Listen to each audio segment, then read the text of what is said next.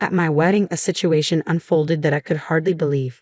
My in-laws, having indulged a bit too much, became the center of whispered gossip among the guests. In a surprising outburst, they confronted me, loudly proclaiming that now that I was married, if I truly wanted to belong to their family, I needed to prove my financial worth. They demanded an additional $5,000 a month, echoing sentiments my father-in-law had previously expressed.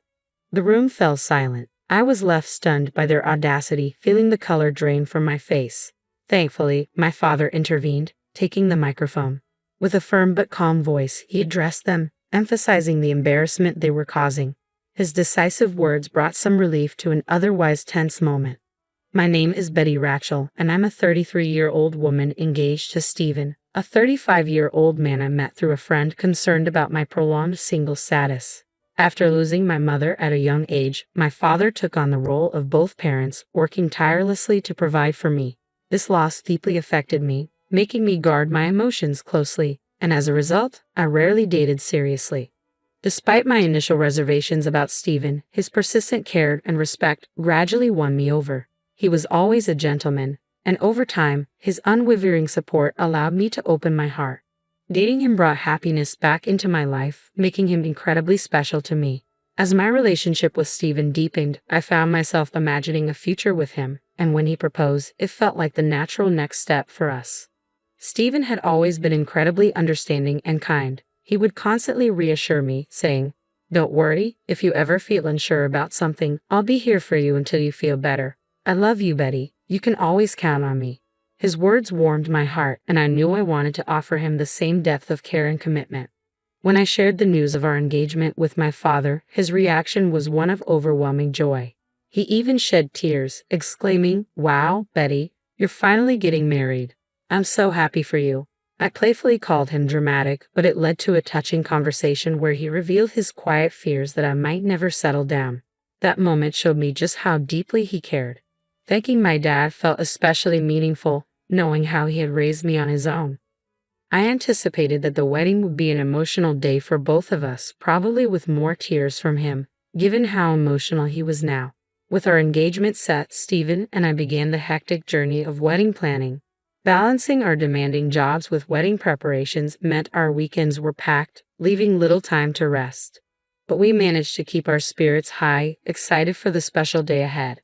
One of the most anticipated moments was finally meeting Stephen's parents. Although Stephen had already met my father shortly after the proposal, scheduling conflicts had delayed my introduction to his parents. Finally, a visit was arranged, and as we approached their house, I was filled with both excitement and nervousness, eager to see how this meeting would go. I felt a surge of nervousness, but Stephen was quick to comfort me. "Don't worry, my parents are very kind," he assured, helping ease my anxiety as we stepped into what would be a significant new chapter in our lives. When I rang the doorbell at Stephen's family home, his mother greeted us. "Mom, I'm home," Stephen announced cheerfully. She responded with a warm smile, "Welcome home, Stephen. It's so good of you to come." As she engaged in light conversation with her son, I introduced myself politely. "Nice to meet you. My name is Betty, and I'm Stephen's fiancée." Her demeanor shifted subtly as she turned to me, her voice dropping from the cheerful tone she used with Stephen, her smile fading. "So, you're Betty," she said, giving me a long, scrutinizing look that felt more like judgment than a greeting. She led us into the living room, and her cool attitude persisted. "Betty, I'm curious, what do you bring to the table? Stephen is our treasure, our only child. If you're going to marry him, you need to be a suitable wife. Are you worthy of him?" she asked sharply, her tone more like an interrogation than a question. I was taken aback by her sudden harshness and struggled to find words. "You're joining our family, you know. Are you ready for that?" she continued, her words carrying an almost ceremonial weight, as if marrying into her family required some monumental commitment. I wasn't marrying into royalty, so why such heavy expectations? As I pondered how to respond, her patience wore thin. "When I ask you a question, you answer right away. You're so rude," she snapped, her voice rising. Despite feeling overwhelmed, I managed to respond. "I hope that Stephen and I will support each other throughout our marriage." This answer didn't satisfy her, she retorted. "What a naive thing to say. You're not just going to support each other. It's your job as his wife to support him. You don't even understand the basics," she criticized harshly. At this point, Stephen's father, who had been quietly observing, stepped in. "Honey, calm down," he interjected gently, turning to me with an apologetic smile. "Sorry about that, Betty. You must have been startled by my wife's words." His calm demeanor attempted to diffuse the tension. As I tried to remain composed, I reminded myself that Stephen's mother was fiercely protective of her only son.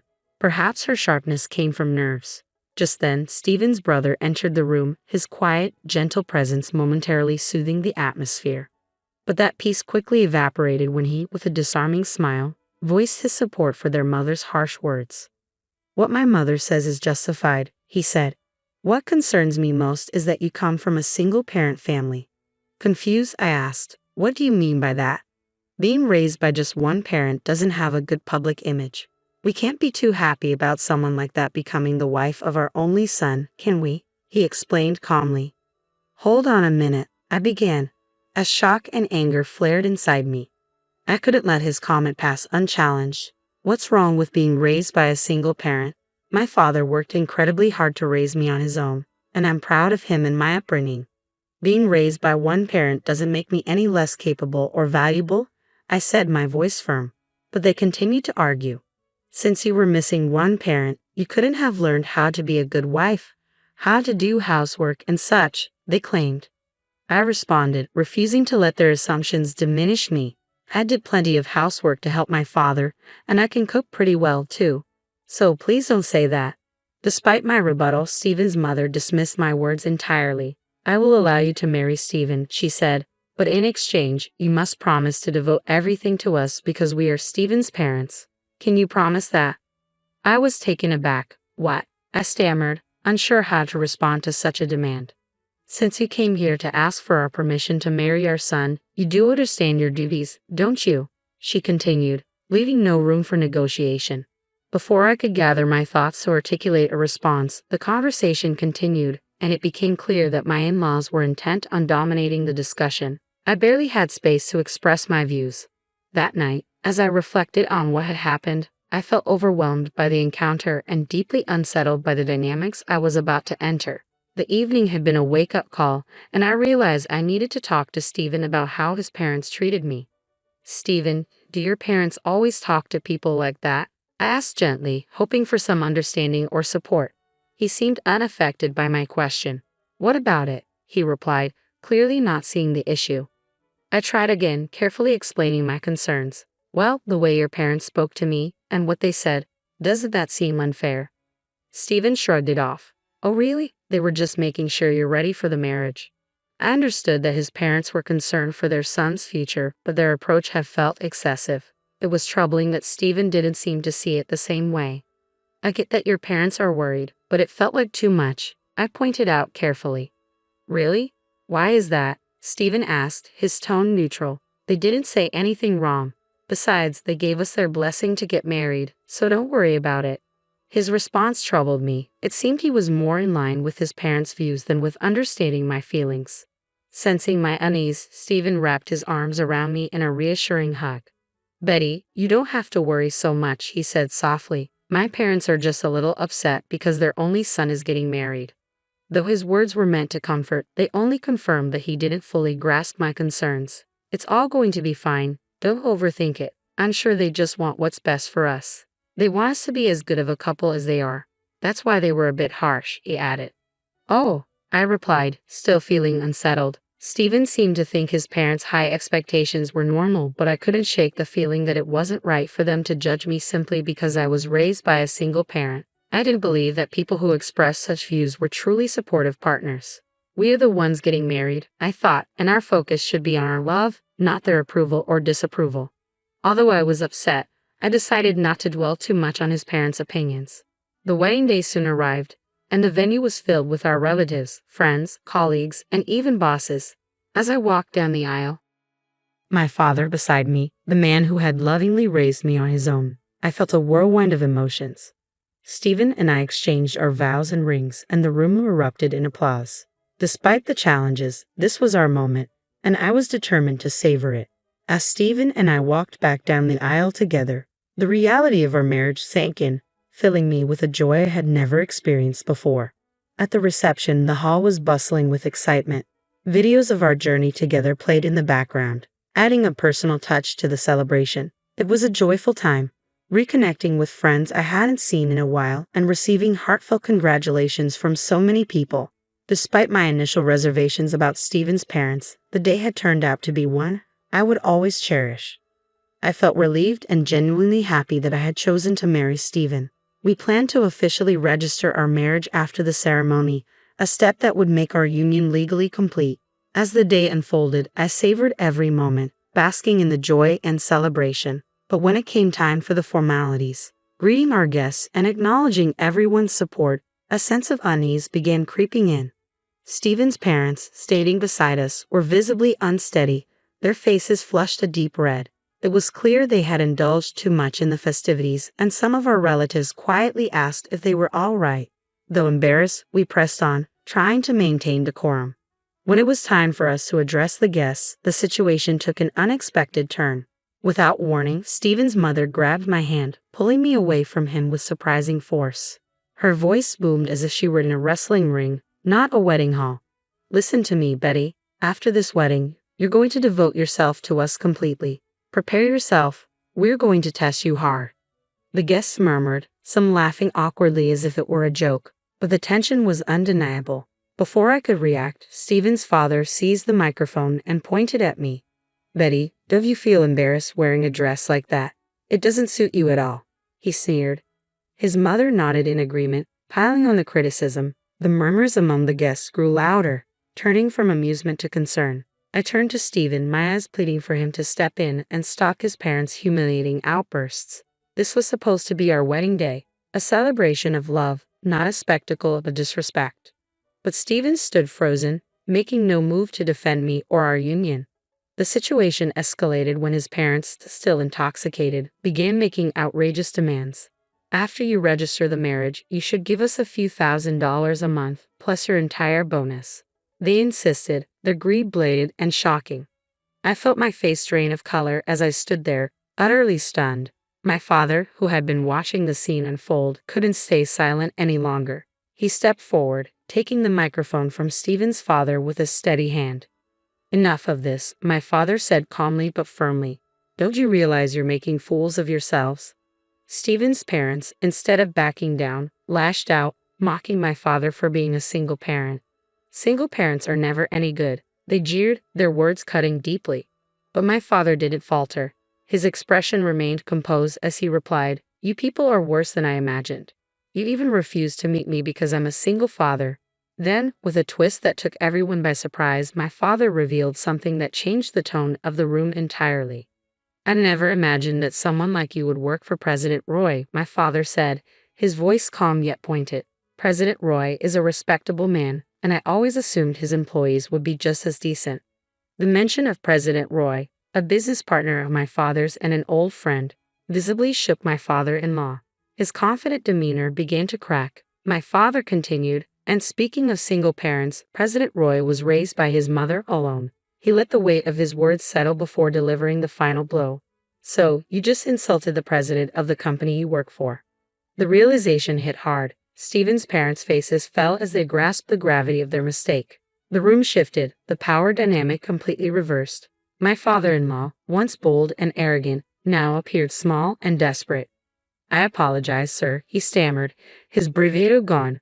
"Please don't tell the president about this." He fell to his knees, pleading, an image that was starkly different from the domineering figure he had been moments ago. For me, this moment was pivotal. It revealed both the true nature of Stephen's family and the strength and connections of my own. But perhaps most telling was Stephen's silence. He stood there, unmoving, unwilling, or unable to protect me from his parents' outbursts. The painful realization struck me: Stephen might never stand up for me.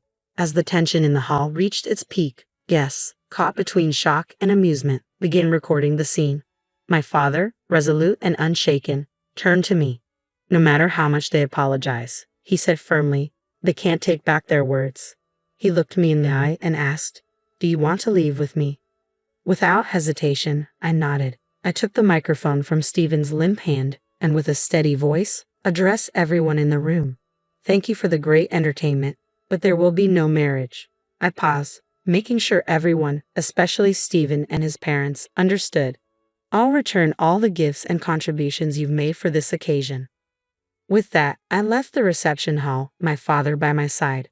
As we exited, I caught a final glimpse of Stephen and his parents, shocked, dismayed, and surrounded by concerned relatives. Behind us, the room descended into chaos.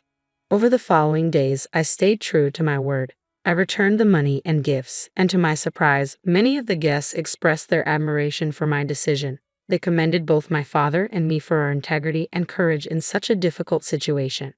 The fallout from the wedding was swift and severe for Stephen. His co-workers, many of whom had witnessed the debacle, spread word of the incident. It not only tarnished his reputation but also highlighted his inability to stand up to his unreasonable parents. Embarrassed and unable to face his colleagues, Stephen resigned from his job. The repercussions extended to his father as well. Word of the incident reached President Roy, and he took swift action. Stephen's father was demoted and reassigned to a remote division of the company, a clear message about the company's stance on integrity and respect. Stephen's family found themselves increasingly isolated within their community, shunned by both neighbors and extended family. Their actions at the wedding had led to a social and professional downfall, a stark reminder that actions have consequences, and sometimes those consequences are unavoidable. In the midst of this chaos, my life began to take a new direction. The bond with my father deepened, and we spent more quality time together. One day, he broached a topic that caught me off guard. "Betty, are you interested in running the business?" he asked, his eyes filled with hope and sincerity. I hesitated, unsure. "Do you mean? Why don't you work towards becoming the president of my company?" he suggested, confident in my abilities. The idea was daunting, but his belief in me sparked a sense of purpose. "I'll do my best, I promise," excitement and nervousness swirling inside me. From that moment on, I shifted my focus entirely to my career. Romantic entanglements could wait. I was determined to prove not just to my father, but to myself, that I could excel. I dove into learning every aspect of the business, determined to lead with the same strength and integrity my father had always shown. Looking back on the wedding fiasco, it was clear that Stephen's family had been unreasonable, turning what should have been a joyous occasion into a spectacle. Thankfully, since the marriage was never officially registered, I avoided a legally binding mistake. Now free from the burdens of marital drama and in-law complications, I could fully commit to my career. It was liberating to realize that out of chaos had come clarity, a new direction for my future. I'm eager to see where this path leads, and I wish myself all the best as I embrace this new chapter. If you've stayed with me until the end, thank you for being part of this journey. I hope you found something valuable in this story. Stay tuned for more updates, and if you enjoyed this, please consider subscribing for the next chapter of my life.